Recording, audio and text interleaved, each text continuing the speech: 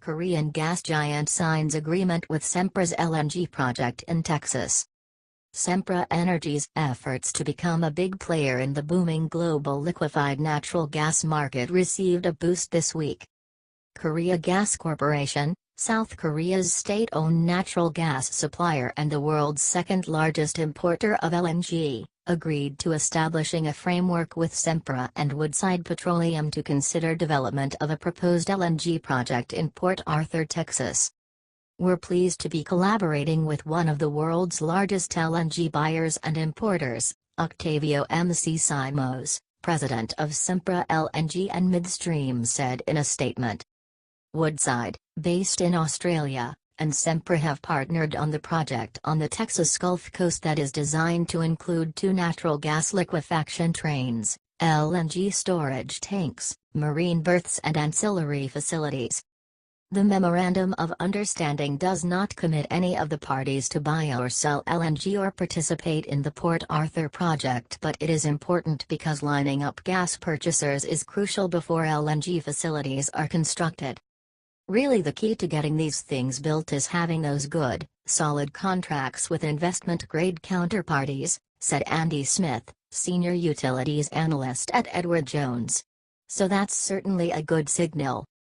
Sempra executives last year estimated the cost of the Port Arthur facility at $8 billion to $9 billion, with the project up and running by 2021 or 2022. The San Diego-based Fortune 500 company already has an LNG facility under construction in Louisiana, called Cameron. The $10 billion Cameron project is a partnership among Sempra, Mitsui and Mitsubishi of Japan and France-based ENGIE with commitments to take delivery of LNG, in which natural gas is cooled to -260 degrees Fahrenheit and condensed into liquid, and ship it to clients around the world. LNG processing units are called trains, and Cameron Train 1 is slated to be in service in mid-2018, Train 2 in late 2018 and Train 3 in mid-2019.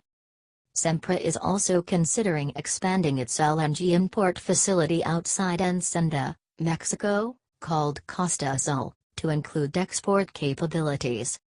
The boom in the production of natural gas, due largely to hydraulic fracturing and horizontal drilling techniques, has put the U.S. on track to become a worldwide gas exporter for the first time in decades. South Korea is one of the world's top destinations for LNG shipments, and with the election of a new president who pledged to transition his country away from nuclear power, South Korea is expected to increase its reliance on natural gas imports. LNG imports could also ease trade tensions between South Korea and President Donald Trump. The U.S. ran a $17 billion trade deficit in goods and services with South Korea in 2016.